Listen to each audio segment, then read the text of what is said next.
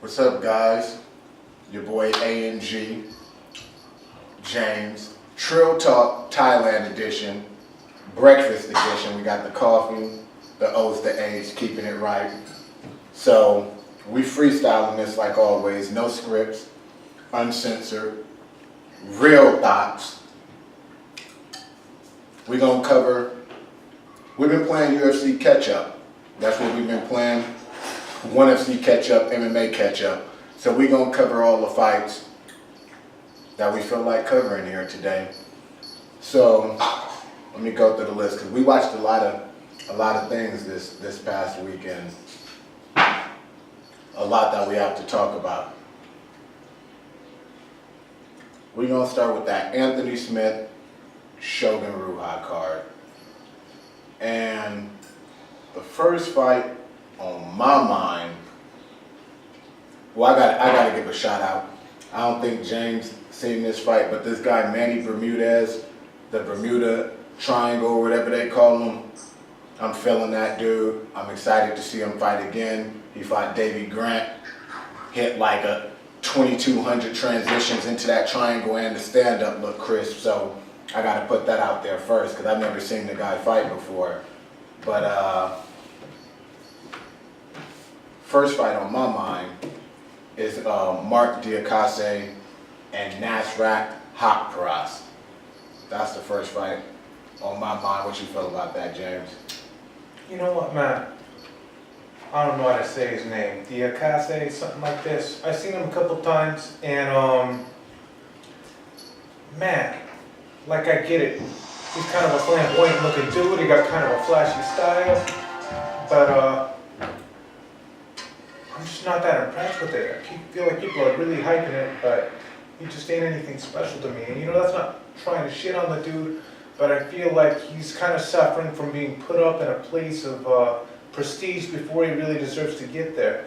And I think that's slowing the progression of his game, the way that happens to a lot of fighters. I would like to see him bounce back against somebody a little bit more at his level, because this Haqparast guy, he looked good in there. I really like what he did. He moved forward. He didn't use head movement as much as he should, but he used it enough to make it so he missed when he was moving forward. It was just a game of constant pressure. He took more shots than he needed to against this Diakase kid, but I really like the way he put his game together, you know? And as a guy that rushes forward and gets hit in the head too much, I can appreciate that style. No. What do you think? There's a lot of problems going on here to me, because turn that off. You see that we freestyling. There's my son in the background disturbing my life. But the thing is, I don't know what's going on. You know, we spoke about this off camera with the UFC. They're just allowing these key members to be missing, like Goldberg and Burt Watson and Stitch, and the reason I'm bringing this up is one of them is Joe Silva, and the matchmaking isn't the same, and I feel that that's one of the things going wrong with Diakase. They have, for example, they're making this Paulo Costa fight. He's fighting Joel Romero. You remember? Mm-hmm. To me, that shouldn't be happening. You're having one of the consensus best in the middleweight division possibly kill off one of your best prospects. There's no logic to this. And the reason I bring this up with Diakase is you had, he fought Jakar Close. So you have an undefeated prospect with another prospect. He's fighting Haqparast, a prospect with a prospect. The point of a prospect is to grow them. You see it in boxing all the time. They give me the gimme guys. You know, they give the prospects the gimme guys, the guys they should beat. And, you know, most would argue, oh, it's the UFC, it's the highest level. There are no guys that should be beat. But realistically, that's not what it is anymore. It's decreasingly so. You know, yeah, it used to be that way in my perspective, but it's not. So if you have this hot prospect, give him a quote-unquote regular guy. They keep giving Diakase other hot prospects. That's the first thing I feel is wrong. The next as far as he goes, I've never been impressed. I watched him when he fought in Europe. He was knocking out all these guys, regular guys, and then they put him in here with other prospects and they wonder why he's underperforming.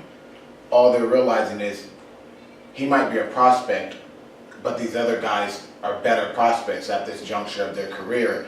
And his coaches need to be honest with him and figure things out, because if you watch him versus Hasparov, he was on his back foot the whole time. He's a guy, he's flashy, he likes to try different kicks, he's a long rangy guy. They should have known that Hasparov, being predominantly a puncher, was going to walk him down. That was the most logical game plan for that guy, and they should have come up with countermeasures for that. But if you watch, he was always going straight back and putting himself against the cage. And this is just going through the fight. And then Hasparov barely had any head movement, and you remember he shelled the whole time. Yes. If somebody's shelling, you can split guard, you can uppercut, straight knees, front kicks, body shots, legs. He never did it. And to me, being a young prospect, that falls more on his coaches than on him. He needs better guidance, because he is a physical guy and all that. He needs better guidance and better tutelage to bring out his tools. And if you see him versus Jakar Close, his cardio failed him. If you watch him versus Hasparov, his cardio failed him. He needs to change up everything and get back on track as the B solution, and the A solution is matchmaking. It has to change. They're just not doing the right things, especially with all this loss of stars they have. You know, you're supposed to be building the stars. And my thing is this. The one thing that's always an issue for me is just a lack of consistency, because we need to decide what this is. If we're going to do this like a legitimate sport, let's do it like a legitimate sport. You know what I mean? Number one guy fights the number two guy, and we match things in the proper order. Otherwise, we're doing the WWF thing, and that's fine. I'm not shitting on that. Doing the pride sort of matchmaking where we're making the matches that people want to see, that's another thing. But then, like, you don't want to cannibalize your talent like that. You know what I mean? It just doesn't make sense to me. Like, build these guys or don't. You know what I mean? We're either trying to figure out who the best guy is in a logical way, or we're doing what we're doing with Conor McGregor and giving him the right matchups at the right time in the right divisions so he can be that superstar. Which one is it? We need to make a decision on that. And not that we even get to really actually have a choice, but I think we got to decide what our values are. The thing is, at this point, for the UFC, what was it, $4 billion purchase or something? Something ridiculous. I don't know. More money than I can make sense of. It's all abstract to me. So $4 billion sale, IMG. Rousey's gone. If you look at it overall, there is no Burt Watson. There is no Stitch. There is no Joe Silva. There is no Mike Goldberg. There is no Ronda Rousey. Conor McGregor has been off the map. Icons like Randy Couture, BJ Penn are gone. St. Pierre gone. It's a critical point for them. They need to be building stars in two ways, in talent and the people who can speak. Not these people who are just trying to be imitations of Conor McGregor. They need people who can actually fight and get the job done and are entertaining, and if they're lucky, people that know how to communicate too, not the, oh, who whatever Dana White tells me this and this, and there's very little of that left. It's the worst time to be killing off these guys, or as you said, cannibalizing the talent. And it's just, you know, going through this fight, like I said, I think that's the first and foremost. It's an overall problem. Because if they're doing it to him, they're going to do it to other people. Because if you look at it, they're doing it to Paulo Costa now. And really, with Diakase and Hasparov, it could have happened. It's going to happen to whichever one lost. So they were just taking that chance. When he fought Jakar Close, it could have happened to whoever lost. Even to some degree, Jakar Close just fought Lando Venata. Was that the right time to have even those guys fight? I feel like these guys that have a little bit of fans behind them and they're coming up, they should be fighting some of the guys that people aren't really talking about right now and stuff like that. They're just putting these like talked about guys that are starting to get a buzz versus the other guys, and it's just... See, my thing about it is this. It's like, again, if we're just going to go and we're going to do it like a sport where the best guys fight the best guys until we find out who the very best guy is, that's one thing. And maybe you can make some sort of an argument with this fight with Yoel Romero and remind me the guy's name, the Brazilian cat. Paulo Costa. Paulo Costa, yeah, exactly. The problem with that is, it's like, okay, so we got a situation where he just lost that fight for the title. He's 41-year-old man, 40, something like this. He's near the, he's near the edge, so it's like, what is gonna be the aftermath of that fight? Either he's way down, out of position to fight for that title again, he's an older athlete, and where does he go from there? Or Paulo Costa loses that fight, and then he's way, way, way back. It just doesn't seem like something that's gonna make sense for future matchups. But, I mean, and then also I don't think he's in a position where he should be fighting for a title yet, so why are we putting him in a number one contender sort of situation? Not that there's even a consistent precedent for who the number one contender is anymore, but you catch my meaning. But here's the thing, it has no sense. Paulo Costa just had trouble beating Uriah Hall. And I don't even remember if Uriah Hall is ranked or not, because I don't pay attention to the rankings. They suck. Every fighter knows that. Yoel Romero, to me and to many, just beat Whitaker in the rematch. Yeah, a lot of people felt that way. He should be fighting, really, I think that he should be fighting Whitaker again, honestly. But if not, he should be fighting one dude, and then Whitaker again, or whoever, I don't even remember who Whitaker is even fighting next at this moment. I know they were talking about Chris Weidman or something, then it ended up being somebody that is probably out of my head because I didn't even fully agree with it. But Yoel at worst should be fighting one person and then the winner of that match. And what does he get out of fighting this kid? You know he what? gets nothing out of fighting the kid, but the kid, if he wins, gets something out of that. Sure. But the likelihood, after seeing, like, let's be real, after seeing the kid fight Uriah Hall, how is he going to beat Yoel Romero? Like, why are you doing this to this kid? Like, it makes no sense. See, and the thing is I don't think he looked bad in that fight. And I thought Uriah actually looked better than he had in a while at certain points in that fight. So, I mean, do credit, but at the same time, put them where they need to be. You know, that's my thought. Also, just a side note, there's been this thing for the past maybe 5 years or more, probably more, particularly around the time that the UFC got bought out and the Reebok deal started coming through, where we're just getting rid of all of our heroes. The Burt Watson, who was iconic, you know, and then, I mean, obviously there was a huge follow-up with Randy Couture that kind of got swept under the rug and nobody talked about after it happened. You know, there's people talking about the Fighters Union, whatever else. It's kind of a period of turmoil right now.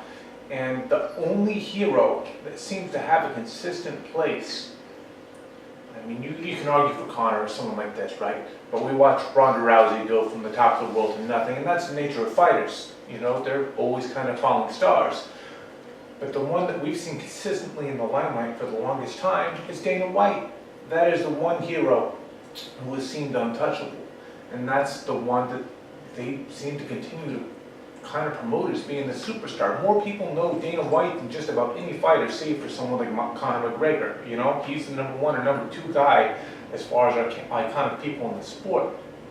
The reason I bring that up is it's like, in one sense I can kind of see that because he's going to continue to do his job the way he does it for a while. But the thing is you got to find some people with some lasting power, and it bothers me that guys like Burt Watson and Stitch are out of the picture. You know, John McCarthy, he retired, so that's what that is. You know, that's his choice. But my point being, there's going to come a point when Dana White retires, or, you know, I mean, God forbid, he dies or something like this. He's not a young man, you know what I mean? Not that it's around the corner or anything, but what's the UFC going to be when that happens? Just looking at it in the long term, we've got rid of so many people that were important in the picture of MMA, you know? I mean, people that were not just fighters, right? You know, and then people that are fighters, like Randy Couture, you never hear anything about him. You hear, oh, he's a national, everybody loved him at the time. And I feel like if you would have stayed in good with the UFC, it would be a different thing. And then you see a similar thing happening with Chuck Liddell, where he's kind of off doing some other stuff now, but you would think that he was gonna be a part of it for forever. But then he and Matt Hughes got cut just as soon as new ownership came over, and I don't know, I think it's important to keep these figures in there, because they represent something more than just the fighter themselves, you know? I think one of the worst things that happened was the Fertitta selling it. Because, you know, Dana White is a double-edged sword.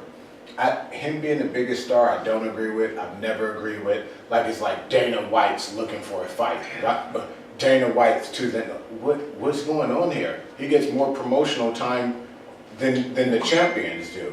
You know, it's a promoter, and half the time he's a demoter. He down talks the athletes that he doesn't agree with what they said or how the fight was and all this, and he's a middle person to a lot of these things. Randy Couture was going because of his fallout with Dana, not with the UFC.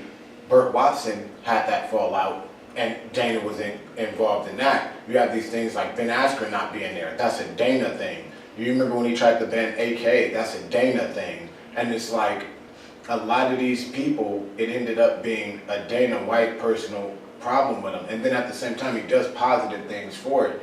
And this, it has to change moving forward. And I felt like the Fertittas, they were a good middle ground, because when things got overboard, they would always step in, you know? And with that middle ground being gone, that's when even some of the positive things like they did, like you just said, Randy Couture or Nogueira and Chuck and Matt Hughes being ambassadors, which I felt was positive, that got cut.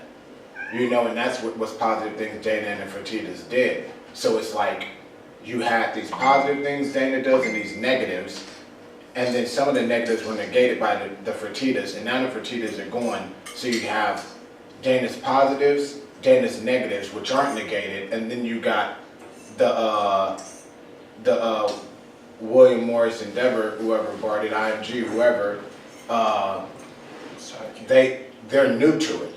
So they have their mistakes, which end up being negatives, and nobody's there to fix it. So there's more negatives now than positives in the big picture. And I never felt like anybody could catch up to the UFC before, but now when I see how the shows are, the production, the lack of stars, the kind of fights they put on, you know, and all this stuff, I feel like now people can have a real chance of either creating something that can catch up or catching up, like Bellator, if they get enough people and stuff. And I've never felt that way before. The only thing I've ever felt was bigger than UFC was Pride, and it was bigger than UFC, you know? Mm-hmm. But it's going to be interesting to see the future when it comes to this stuff. See, and the way I see it is there's different eras in MMA, you know, and that's all correlated with the UFC, because they brought so much of this to the forefront, right? And there was a period that was kind of the dark ages when they were kind of like this semi-legal show, depending on where you were in the US, and then eventually, you know, they had various different periods, right? And eventually it kind of culminated into the buying of Pride and then being the premier organization, right? There was a period where I think MMA was at its best, when they were kind of actually had a real legitimate competitor. But those days are long gone, and that's just unfortunate for the sport overall, for the fighters, for the shows themselves. And I don't know, I'm hoping that we'll end up with a situation where we have something like that again soon, but it's not going to be too soon. You know what though, right now, Bellator, Risen, ACB, Fight Night Global, KSW, Road FC, Kunlun, all of these shows, they're actually, a lot of these fighters, ex-UFC guys and Bellator guys, they're going to these shows getting equal or more than they were even in UFC. So I think that there's more competitors out there than people even realize, but they're quiet. And you know, the quiet ones are the ones that end up creeping and becoming something. You know, and those are the ones you have to watch for sometimes. It's not the loud ones, it's the silent ones. And a lot of what you're talking about, it's not necessarily that they're quiet, it's just that they're contained within their own communities, right? So you're talking about a lot of Asian shows, and then you're talking about KSW, which is Polish? Polish. Is that right? Yeah. So, and the thing is, it's crazy. It gets higher attendance and views than the UFC, only being in Poland. Right. So imagine if they got more ambitious. Sure. What could happen? You know, and a lot of people will cite the numbers for a show like one. My point would be, that's good for fighters. I think it's great that we have that competition as far as different people that we can actually make money with.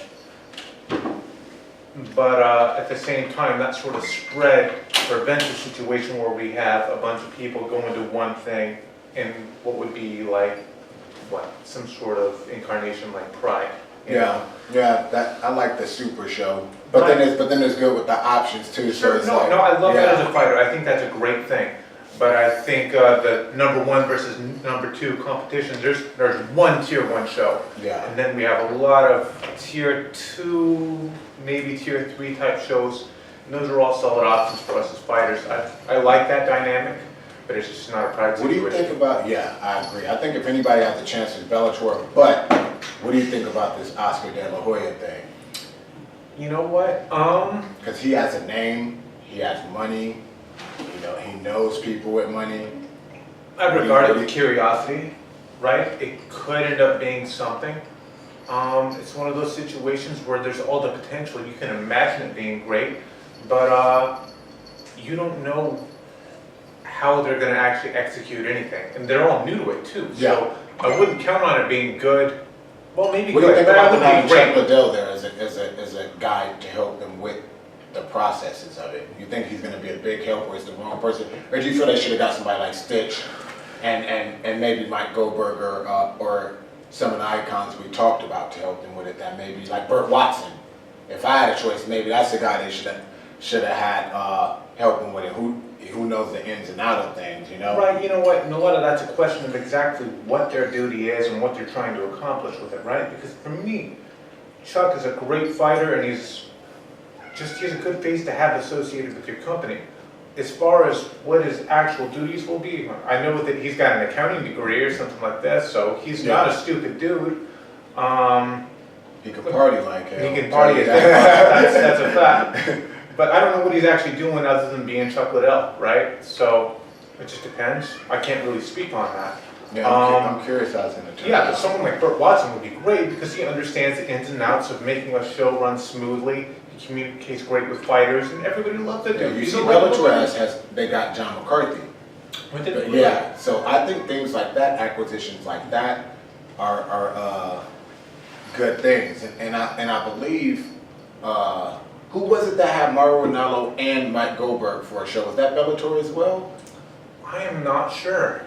I think it was, but doing things like that, getting these key figures, I feel a Burt Watson, a John McCarthy, a Mike Goldberg, a Joe Silva, Mauro Ranallo, Stephen Quadros, getting these people with this deep knowledge of things, a Bas Rutten, a Pat Miletich, those are the kind of people you want to, if you like, hey, I got the money, I got the backing, I want to do something and I'm serious, these are the kind of people that can guide you the right direction, because they've all been in it a long time and they all have different areas of expertise and knowledge, so I'm curious with where De La Hoya is going to go. But let's see what the next fight is on that card we could talk about.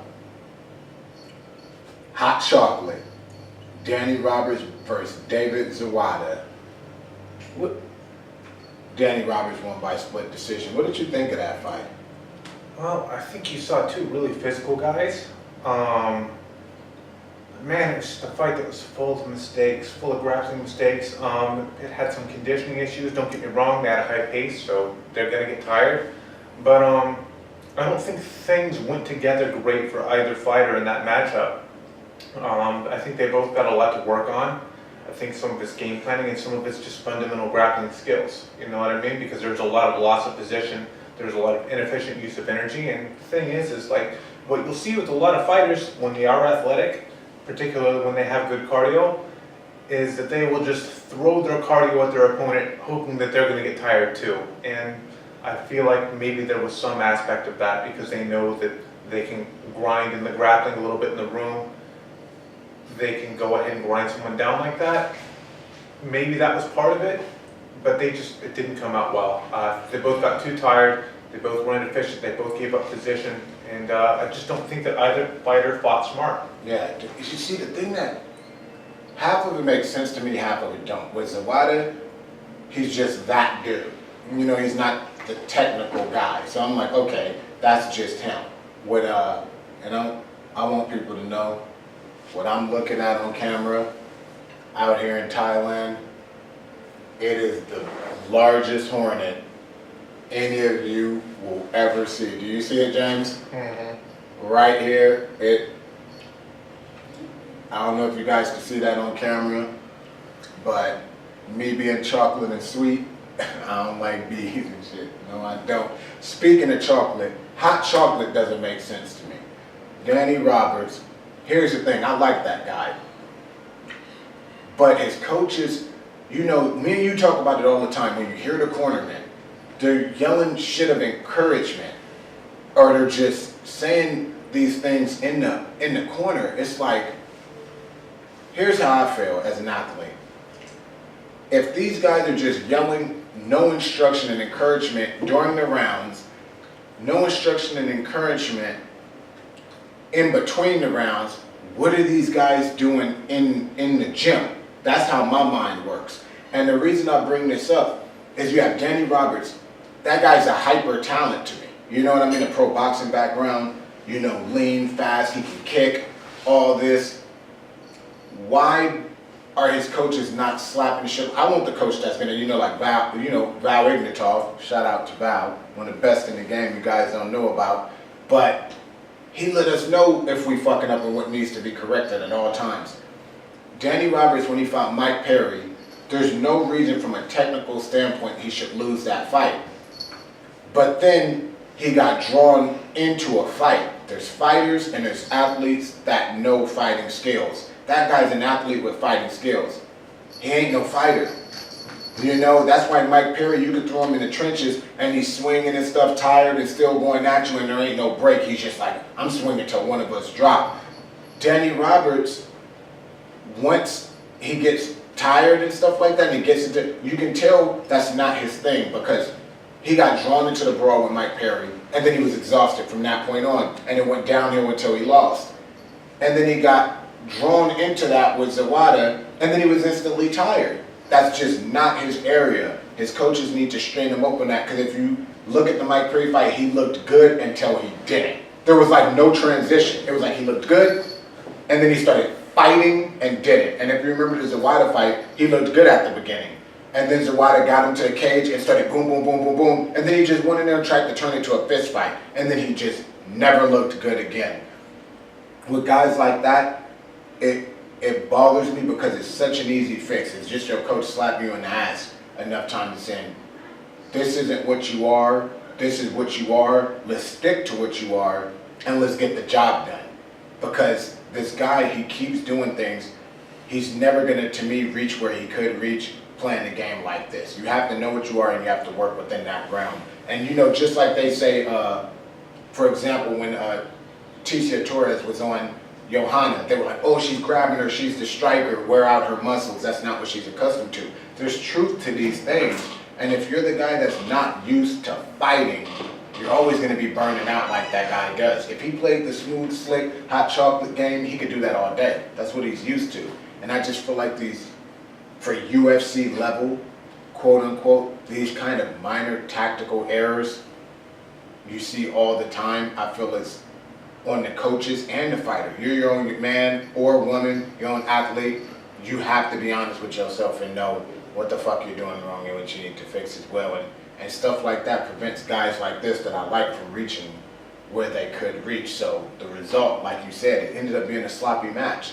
It was a split decision to Roberts, which I agree with, but why did he even split decision that guy? You know? See, the biggest issue with me, when you talk about coaching, is the foundation for so many different aspects of So you coaching. mean the basics of it all? No, let me finish. The foundation to good coaching is trust. If the athlete does not trust the coach, it's all downhill from there.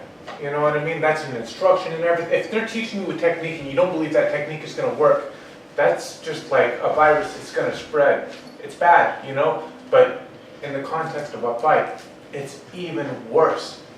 If you're doing something shitty and you hear someone yelling, good job, and you know it's not a good job, your trust for them goes down a little bit. You can't help that. But You what know, about the other part of it? If you believe it's a good job too, you know? I mean, that can be a double-edged sword, right?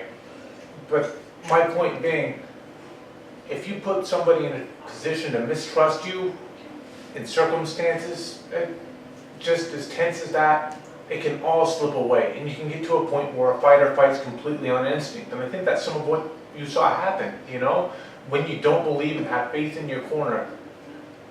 And then the thing is I feel like coaches a lot of times in this instance kind of just try and tell you what they think is good for you to hear, They try and mislead you into confidence. And I think I don't think that's ever the right approach. That's my opinion. I mean, there's probably some instance where you could prove me wrong, but I just think, it's really special circumstances for me to be wrong on that. I think you got to be honest with your athlete, and you got to make them realize what they are, and they have to have faith in you. As soon as you start sowing those seeds of mistrust, I mean, as much as you might love your coach and your coach might love you, if you don't believe them, you're in there on your own. Or worse, or it's 2 against 1. Yeah. You know what I mean? I don't believe in that just encouragement without instruction things for. Like, the only time I believe that's good, let's say it's like a fight, it's the last round, both of your athlete and that athlete is tired, and it's pretty much coming down to like heart, and you just gotta grab them and let them know what's at stake and give them something to try to push through. See, you know what? My thing is the best example of that I've ever seen in my life was with Diego Chico Morales in the boxing match. It's the very last round of the fight, and his corner Nelson's like, well, you fucked up this whole thing up, you better go out there and knock his ass out, because that's the only fucking way you win. And that's how you gotta do it. You gotta keep it real with him. You gotta motivate him some way. But if you do it in a way that does not seem real or true, how are they gonna trust you and go and do that? Yeah. There has to And be some basis it can't be that can't be all you do. Sure. And with MMA fighters, I mean, not fighters, coaches in particular, that's all you see half the time. That's all I see. More of them yelling just encouragement in between rounds and during the rounds than real instruction. It's Fiery Zabi, he gives instruction. Greg Jackson is a combination of, he's a good blend of the two, but it's like, even some of the coaches from like ATT and stuff like that, like Mike Thomas Brown, and don't get me wrong, I like the dude as a coach training the guys, but I've heard him in the corner sometimes, and he seems lost for instructions to give. Mm-hmm. And it's like, you have to have a coach that knows you as an athlete. And when I say that, I mean not just how you fight. If a coach knows you as the person, it allows them to coach you better. Example, Customato, Mike Tyson. You know what I mean? He knew him as a man, so he was able to be a better coach to him. And then another thing is you have to have a coach that's like water and flexible. Because I've seen many times where the fighter is losing, example, Raquel Pennington versus Amanda Nunes. And when things weren't working, her coaches were lost. They didn't have a B, C, D, E, F, G for her. You cannot be a coach and put your athlete in that position. You always have to have more to give them, to guide them through the fight to try to get to victory. You can't be a coach and just be like, oh, I'm stumped. What do I say now? And they look lost in the corner. I've seen Mike Brown doing this stuff too with Johanna before. I think when she was fighting Rose, and he's just kind of like, don't know really what to say next. And I don't know, it's a weird thing that affects a lot of athletes. Sometimes I think they try to go to the popular coaches instead of who may be the right coach for them. Because if you look at Jacare, he's in some little gym I've never even heard of in Florida. And he loves it. And he's been looking good, you know? You know what? And I think you really touched on the main point. It's like I'm saying, the number one thing is trust. And a big part of trust is just knowing your athlete and having your athlete know and trust you. And to that point, like, for example, I'm talking about how you got to keep it real with them. But that does not mean on the opposite end of the spectrum, you're constantly admonishing them. You can't just say, like, you're fucking this up, you're fucking this up, you're fucking this up. They're not going to turn into a whole new fighter. Like, doing that in between rounds of sparring is one thing. Doing it in between rounds of a fight is entirely another. Yeah. You're not gonna fix their problems right Yeah. there. So knowing the adjustments they are capable of making, that's the biggest thing, you know? Or one of the big things, right? So, I mean, that's just what it comes down to, is really knowing your athlete. Because it's not one size fits all sort of dealing with an athlete. These are all people. Yeah, So you've got to deal with them all in their individual ways, you know? yeah. I agree with that, man. I think some of it, some of these coaches just deal with the athlete in the gym. Mm-hmm. And that's why they bump into these problems. If you have an athlete you really care about, you have to know them, because you know what you can pull out of the athlete, and when that runs out, you know what you can pull out the man or the woman. You have to know both. And people might be listening or listen to this and think that it's the same. It's not. You know what I mean? It's like, for example, you with me in fights, you're like, hey, you just got to go fight the fucking dude. You know I'm capable of that as an athlete. But you know me as a man, it can go further.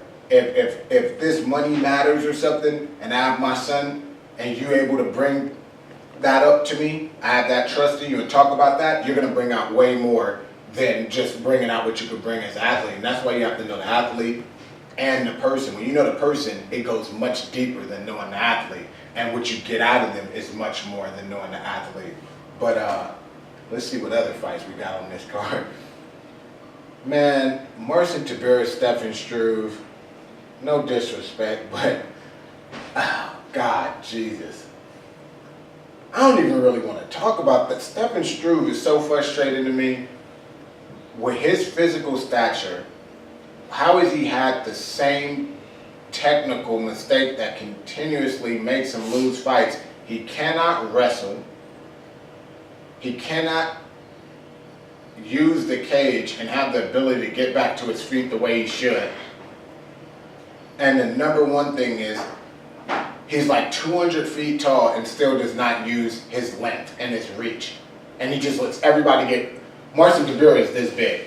He just was letting him get that close and punch him in the face over and over and just take him down with almost no resistance. And this always happens to Struve. And it's so frustrating to me because the guy had those health problems, he overcame it, he's back in there, so I don't question his heart or resolve as a man, but Jesus Christ, change whoever you were working with, get a boxing coach. That's what he needs, a Western boxing coach, not no Dutch kickboxing, because half the time they don't use their full length. Either get a Western boxing coach that teaches you how to be long, not tall, and a wrestling coach. Like, it's crazy. Seeing a guy like that, he should barely be losing. You know what I mean? He should barely be losing. He's like you remember Simi Silk, when Simi Silk just went into MMA and as a kickboxer didn't know nothing? He reminds me of that, except he's always been an MMA guy, so it just doesn't make sense. That just means that the formula you are training with is completely wrong. You know, like, it's frustrating to me. Yeah, there's a lot of similarities between those two. I think the big difference is, Let me grab this cat. good call. I think Simi Schultz, obviously a much more decorated kickboxer, and he had a much better grasp of his length. One of the things he was most notorious for was his push kick, right? I feel like if Simi Schultz would have continued in MMA, he would have gotten to the point where he got really good if he would have pursued it just earnestly, the way he did with his kickboxing, because he became a great kickboxer. I always felt he was really underrated as an MMA fighter. But that's a different topic. My thing with Stefan Struve is this. He did a thing that I saw as a big issue initially with Nick Diaz, and also, to some extent, Nate Diaz, where they have a good striking game, and then they have a good grappling game. They know they can submit people on their back. And they got some sweeps and this kind of stuff. So they figure that covers it. You know what I mean? I can stand with you. I can grapple with you. But the problem is that's just not the way that MMA is scored. Yeah. You know? Yeah. So they end up getting wrestled down and, oh shit, they get dry fucked the whole fight. And that's just how it goes. Using his length would be a big thing, and just having better tactics. Well, I understand when you're this long, standing up can be kind of weird when you got this little cannonball on top of you. but there's ways it can be done, and there's ways that you can make it really awkward for the other guy. If he was to explore his wrestling scrambles and his wrestling game in general, I think you would end up with a lot more submissions because people compromise their position a lot when you start wrestling them, you know? So I'm not saying he needs to go and drill like 100 double legs a day or anything like that. I know what his position is as a striker and as a wrestler, but he needs to be a better counter wrestler. He needs to stand up more, he needs to defend the shots better, and he needs to use his length. Yeah. If they can't touch you, they can't grab you. Yeah, I look at it about the same. I think he needs to work on defensive wrestling more than offensive, because why get close to them? He needs to, I feel like people always go, you gotta be 100% well-rounded and know everything. No, you need to know the things that work with your strengths. You know what I mean? You know what? Like, it sounds like a ridiculous statement, but I think well-roundedness is a trap. You know what I mean? Don't get me wrong, it's not a bad thing to aspire to work on everything, but at the same time, if you go in there and try to be everything, it's not gonna come out well. yeah, you're gonna lack more than you gain. You're gonna lack more than you gain. You gotta have focus. You gotta know the purpose behind whatever it is that you're doing. Yeah, I agree with that. You can get out of here, kid. I agree with that. Stop it, bumble. And jumping into the scene, that's Barry, you guys. And Moo. So what's next? We have Abu Zaidar and Vitor Miranda. Oh man, I was so frustrated so many times because you know Vitor, when he did Trill Talk and all that up in Vegas, great guy, great family man, great wife, baby, all this good guy. I like him. Took the time out to come do the interview, everything, chill guy. Always want him to win. You know, I'm always biased. And he, like, I don't know what's going on. We saw the picture of him when the fight was coming up, and he looked like a skeleton. You looked remember? like he'd been lost in the desert for a while. Yeah. So I'm No like, disrespect, but he didn't look well. and it's crazy because he's too small for like heavyweight. But then that middleweight, like, he looked fucked up. So I'm like, is that part of the problem? And then there's no reason in my mind he should have lost to that guy. That guy had pretty much no skills to me. And I have to be blunt, I have to be honest, because that's what we do in here. He had no skill to me. He was big, he was physical, I give him that. His cardio was finite. It was done before the first round was even up. His striking, he might have had some power from just being a big guy. It wasn't knockout power because he doesn't turn his foot or his hips on anything. His head straight up, he was falling over his own feet if you remember, and he was always just swinging like this. And with Vitor being like a legit kickboxing champ and being credentialed in jiu-jitsu, I just did not understand how or why the fight played out the way it did. I wonder if it was the weight cut. I wonder if he was injured or what, because he got tired fast too. And that was even in the first round, and he wasn't too much on the offensive in the first round. I just couldn't understand it. If the thing with Vitor, if he fights like that, is gonna keep going back for him. And then as far as Zaidar, I don't even see that guy really beating anybody in that middleweight division. I don't see him going far at all because it's countless names, and I'm not even talking about the top people that will just destroy somebody fighting like that. You know, he looked like a barroom brawler, like old UFC. So it was just, the whole thing was frustrating and perplexing to me.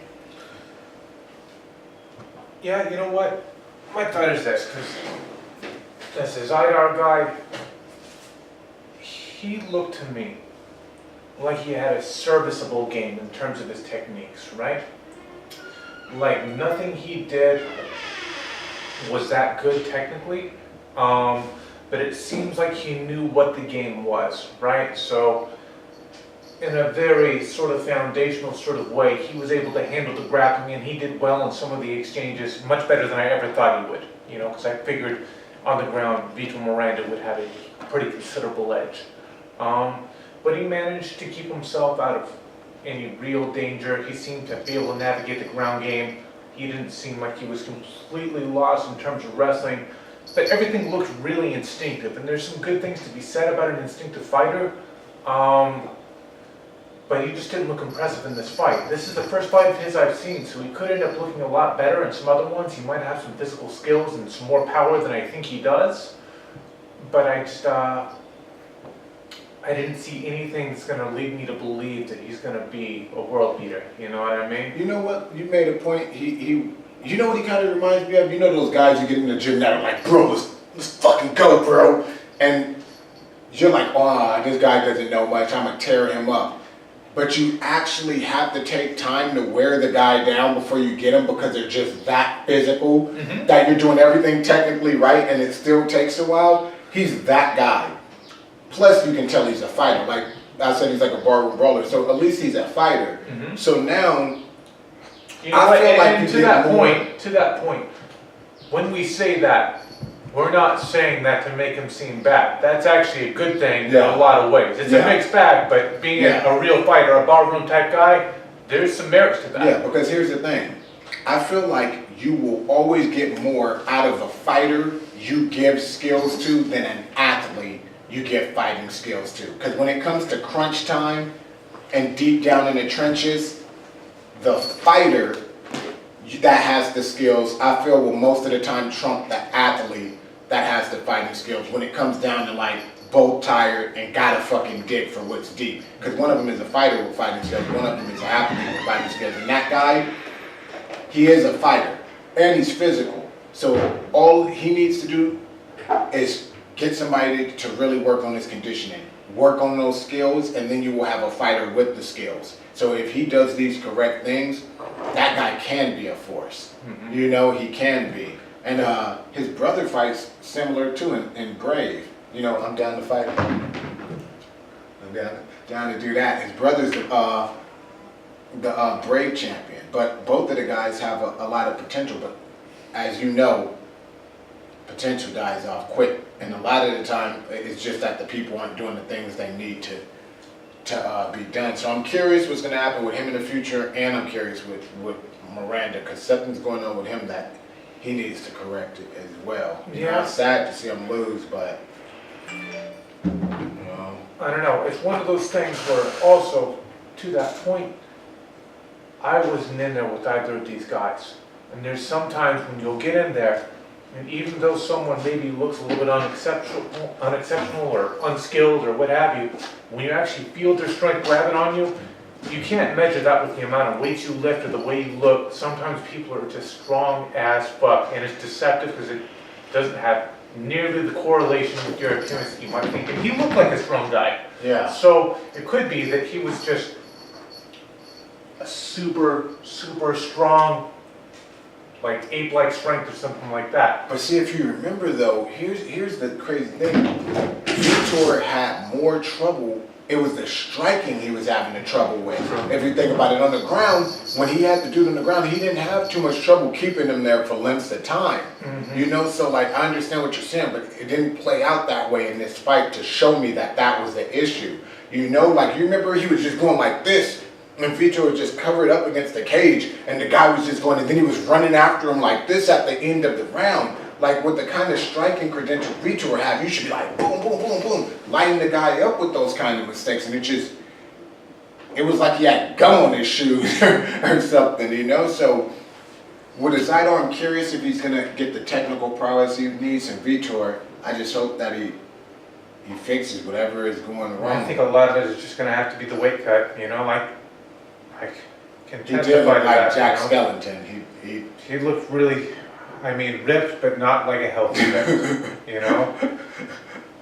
Yeah. He looked like that, what was that Christian Bale movie when he was all skinny? Was it Thinner? No, not Thinner, with some... Oh, I know what you're talking about. Yeah. They made it into a Netflix series, right? Yeah, they did. And he was skinny as hell. 13 Monkeys? I don't remember the name of it, but he looked like that. I was like, damn, when I saw the picture, it was like weird. Let's see what's next. Glover and Coriander. Jesus Christ. What this whole card, You know Glover, I've known Glover forever. What's going on? Like, Man, there's so many What's issues going there. on? Like, here's the thing about it, because it's like, a lot of what's great about him is still there, right? Because I was seeing him, he'd move his head, he'd sneak in these little uppercuts and stuff, and he didn't look bad when he was doing it. And there's some points in the fight where he was putting it together all right, but I feel like there's so much more he could be getting out of his boxing skills and what he's showing in there. I You know what agree. I mean? In terms of striking offense, and especially in terms of wrestling. Like, this is something that people don't trip off of.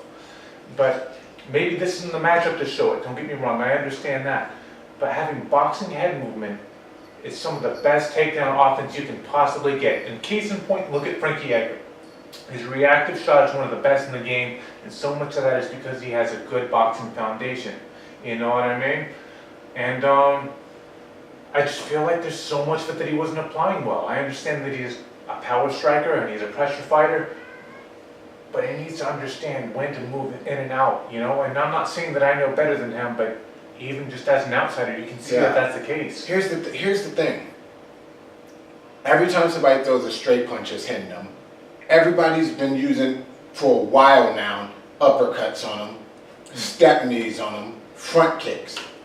Because he don't take his head off the damn center line. You know, the first person to show that these uppercuts and everything can land on him that easy was John Jones. Right? And then everybody's doing it now. And it's like, I saw an interview with him, he was like, I can't be fighting like this, I have to fix something. The thing is, he has no lateral movement. He goes front and back. So he's a pressure guy and a power puncher. So here's the thing, here's Corey, here's Glover. Glover wants to get here. So you're trying to get here by going like this instead of going like this. And then you're not moving your head. All a person has to do is straightforward attacks to deter you or damage you from coming forward. You know, nobody's going to just want to go into damage. And if you saw that it happened, Glover got hurt with strikes in his fight twice. And it was one part when Corey threw a step knee and it barely missed his head. Anything straight or up is going to hit him. The other problem is he has, like, to me, coming from a boxing background, he has like one aspect of boxing down in a multi, like, dimensional field. It's like he's trying to do this Mike Tyson thing, but if you know, even Mike Tyson was moving, boom, boom, boom. He doesn't even move like that. It's just like right here. Yep. And then he has to get this close to you to start throwing his hooks, you know? So what do you do when you're not that close? When do you ever see Glover go like this or anything or like this? Rarely. He's always here and he waits to get this close. If you look at Corey, Corey's boom, boom, boom, boom, boom, boom, step knee, uppercut. And Glover was just sitting there covering, taking it because he's not even close enough to start his game yet. So, and everyone's going to keep doing it to him. Then the other thing is, knowing him for a long time as a fighter and a guy and watching him since early in his career, he has wrestling. That's the crazy thing. Why isn't he like using it? And his top game is monstrous. And it's like, I don't know what it is. You remember when you and I were watching it, when these people were getting on his legs, he's not doing proper wrestling technique to get them off. He's doing like weird hammer fist and he's not pushing the head up. And it's like these little tactical errors, and I'm like, what's going on? Like, the only thing I can think of is he used to always be with Chuck Liddell, you know? And now he has like his own gym, and I'm like, are you not getting what you need out of this? Because these are errors that he used to have like crazy takedown defense too. Now he's just getting taken down. And of course, one of the people that did it to him was Phil Davis. What can you say there? But like, Corey Anderson wasn't even shooting good shots and getting them down and everything like that. It was just, maybe he needs to go to somewhere other than his own gym or something. I don't know, but I agree, he can't keep fighting like that. Because Corey Anderson didn't even look good himself, you know? The thing is it's like, I look at him as a really interesting case because on one hand, he's a well-rounded fighter. But at the same time, he is like, he's well-rounded in the sense that he's got some wrestling, he's got some grappling, and he's got some striking. But he's got really good aspect of a small amount of striking, you know, and Yeah. then he's got a top game in jiu-jitsu and a great top game.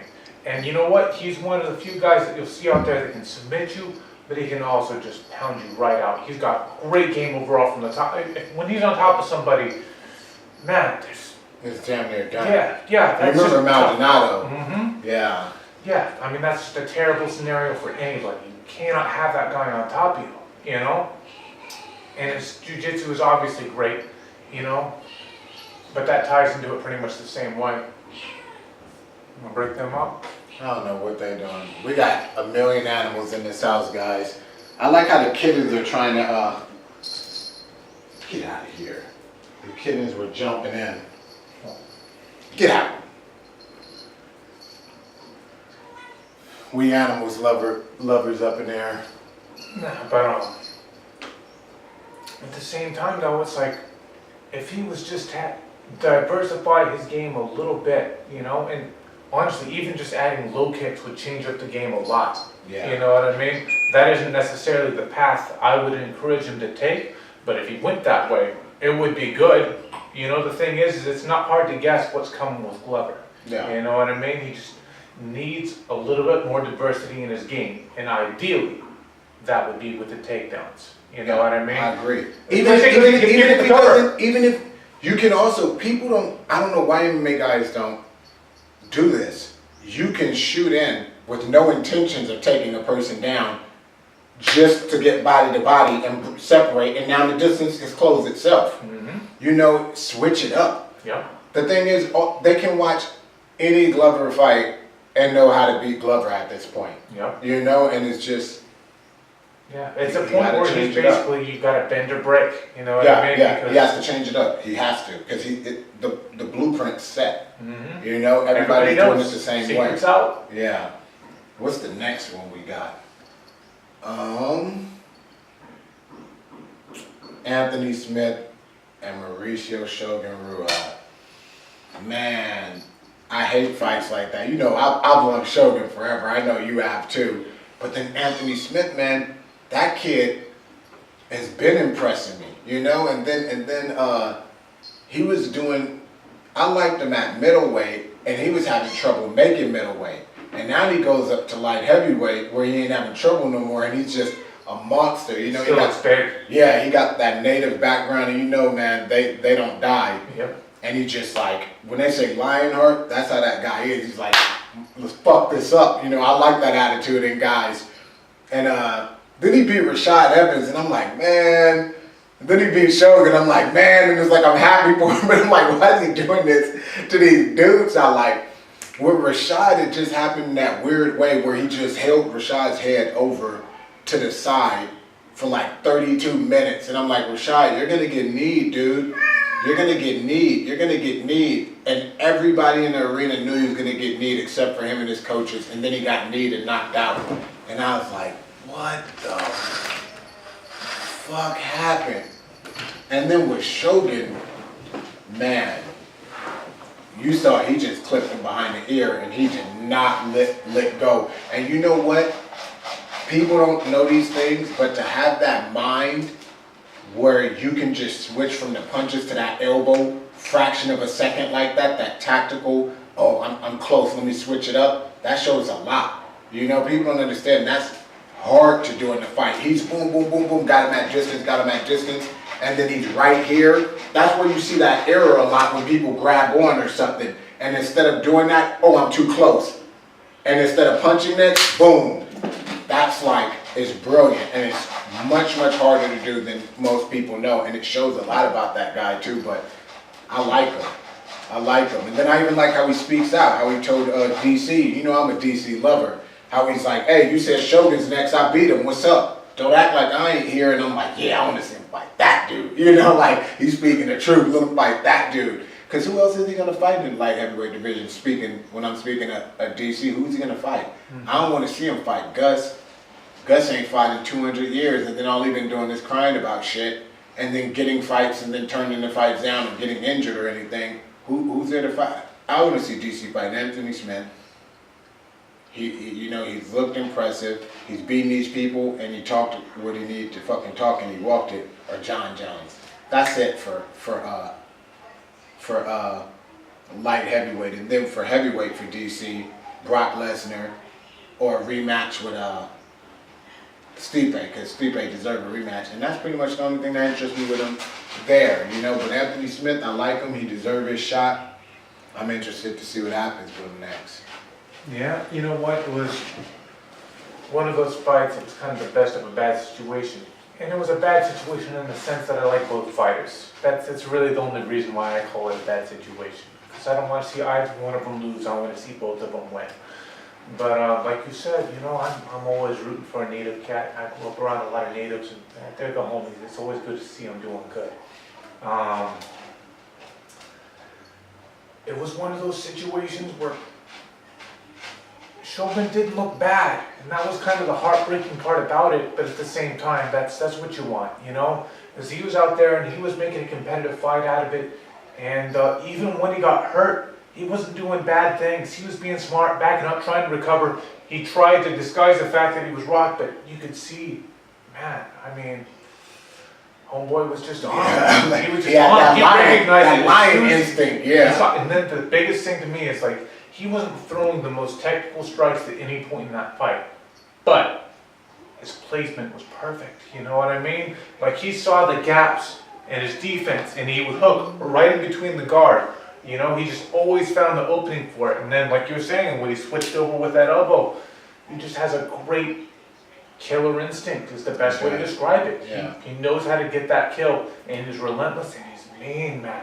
Yeah. He's mean. Like, listen, something that nobody ever talks about, and I feel like they should, is the fact that it takes something to really try and put your hand through someone's head, you know? It doesn't take anything for him. For me, when I'm trying to hit someone as hard as I can, and it hurts my hand as I hit them, there's a little something that's held back just a little bit. He doesn't have that, man. And that's a great quality for a fighter. Yeah. It's something that I think that you can develop, but it's not just there, you know? So nothing but praise for that guy. It was a lot of fun to watch, even though, I mean, it's at the same time bittersweet. Yeah, Shogun, he'll be back. So we gotta close out part A of the mashup. But I gotta throw in a bonus fight that ain't got shit to do with UFC before we close out part A. Shannon Ritachai Shinyoki 1FC. My only question is why? You know what, man, it's just one of those things where it's bad matchmaking. Again, you know, I like Shannon, I know Shannon, he's cool. I trained with him before this fight was announced. And it was just a few weeks after he knocked homeboy out with that check left hook, just knocked him dead. Yeah, the Indian kid. The Indian kid, that's right. And I wasn't sure what to make of it because it happened so fast. And then, I mean, who knows with this Indian guy, right? Is he good? Is he not? He doesn't have enough fights to really say one way or the other, and he's fresh, you know. And sparring with him, training with him a little bit, he's got some stuff, but why are you going to put him against a guy that can be argued as one of the top 10 in the world? You know, I know that he hasn't been super active, Shinya, and maybe a lot of people don't regard him that way, but he's a hugely underrated fighter, and that's going to be a handful for almost everybody outside of the top 10. Why would you move him up there that fast? The thing is look at the extent to which you escalated his level of competition. You went from some guy from India with a bit of a small, if not checkered record, right? I think he was, what, 2-1, 1-2, something like this? Something like that. Right, and yeah, I mean, he killed him dead, right? He did what he was supposed to do in that fight. He killed that guy dead. It was impressive. But there has to be a middle point, you know what I mean? You know, it's like he was a little fledgling bird, and he just flew for the first time, so they went and took him to the Grand Canyon and said, all right, give it a shot. Well, here's the thing about it, though. It's like he was a bird, and they already threw him out of a tree. They gave him Rasul, and he lost. So then they put him back in the nest, and they were like, just play with the worm. That's the Indian guy. Then Shinya kills Rasul, and they go look at the bird they just gave the worm, and they're like, we threw you out the tree last time and you failed, let's throw you off the cliff. And now they're giving him the guy who killed the guy who beat him. And I'm like, what are you doing? And when you just see, it's like he took himself down for Shinya, you know, and it's like that he clearly has a lot to work on. I feel like I'm talking about that UFC matchmaking, killing off prospect thing again. Let him work on it, because ONE FC, if you really look at it, they're worse off for stars than the UFC is. They have like their few guys that they've had forever, and then it's a bunch of people that you see one and done, or you just don't know who they are and you never do.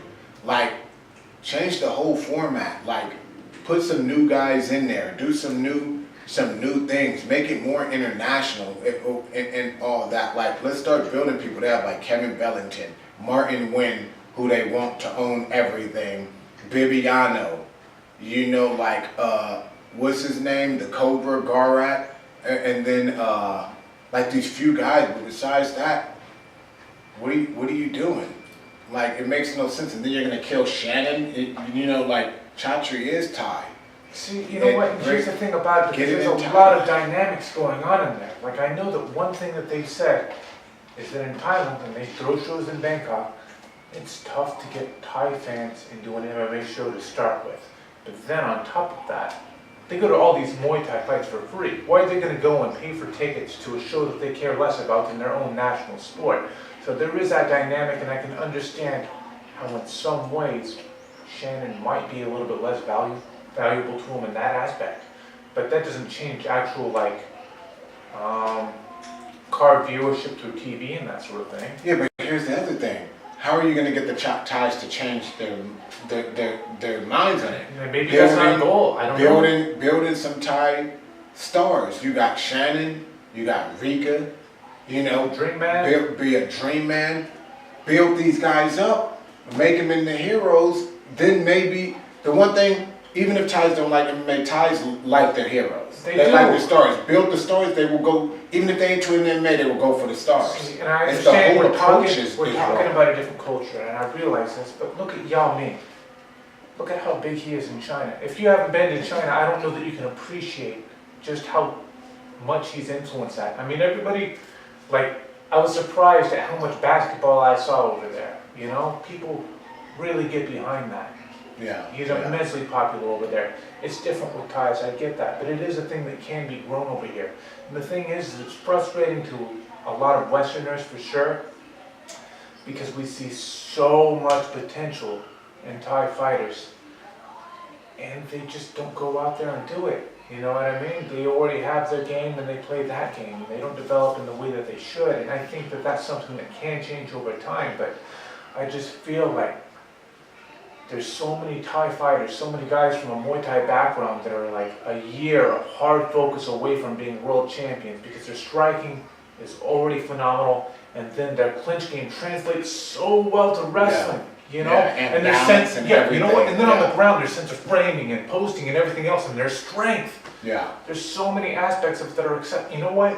And the thing is you will see guys that are legitimately credentialed wrestlers get thrown around in the Muay Thai clinch when they're playing straight Muay Thai with these guys, because they have a different style of doing things, they have a different strength, and they are so focused on the particular things that they do. These things can all be 100% they can. You know, there's not a question in my mind. I've seen it.